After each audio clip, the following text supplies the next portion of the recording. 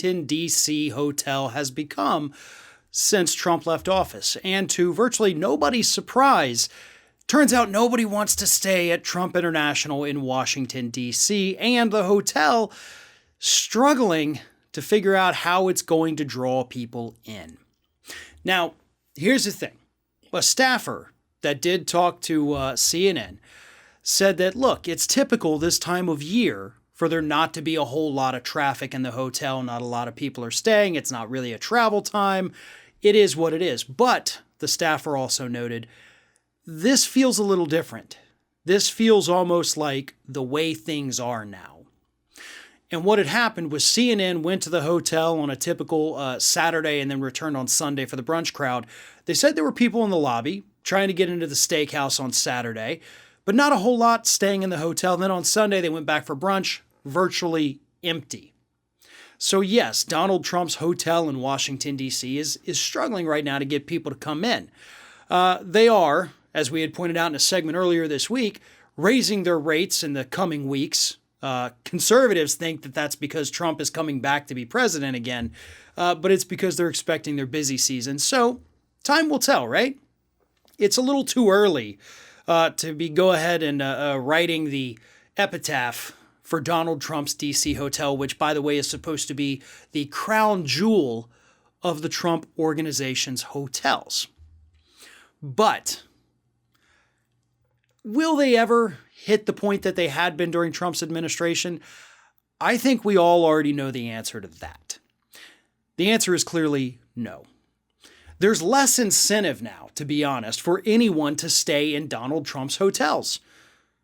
Because it wasn't just that you would have foreign dignitaries come and stay in the hotel. We had, according to reports, Saudi Arabia was coming and renting out huge blocks of rooms, paying in advance and then never using them, which many believe that was their tacit way of trying to curry favor with Donald Trump. And it wasn't just Saudi Arabia. Other countries would send their dignitaries, their ambassadors. They would all come and stay in Trump's hotel just to kind of show a little favor. But it's not just that.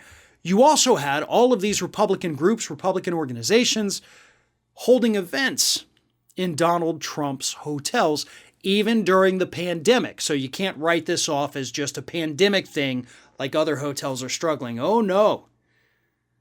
He's not getting the traffic because, one, nobody has to suck up to him anymore, and two, everybody else is sick of him.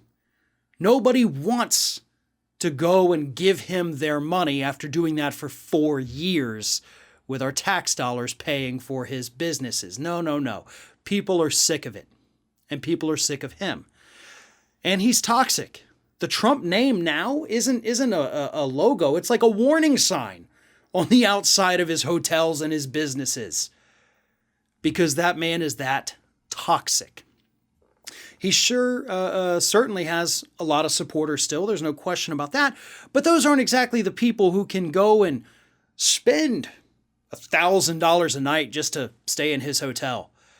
And the average traveler, when they have a choice, they're not going to pick that, because if there's one thing there's not a shortage of in Washington, D.C., it's hotels. So Trump is in trouble. They owe a lot of money on the lease for this building, and they're simply not bringing it in. He's also in trouble up in New York, by the way. You have a lot of shops that have set up shop in his Fifth Avenue tower, but they're all leaving now because they were there. Their buildings were being renovated. They came and they found spots at the bottom floor of Trump Tower. They're leaving, so that's going to cost Trump millions of dollars in lost rent. The guy's businesses are struggling.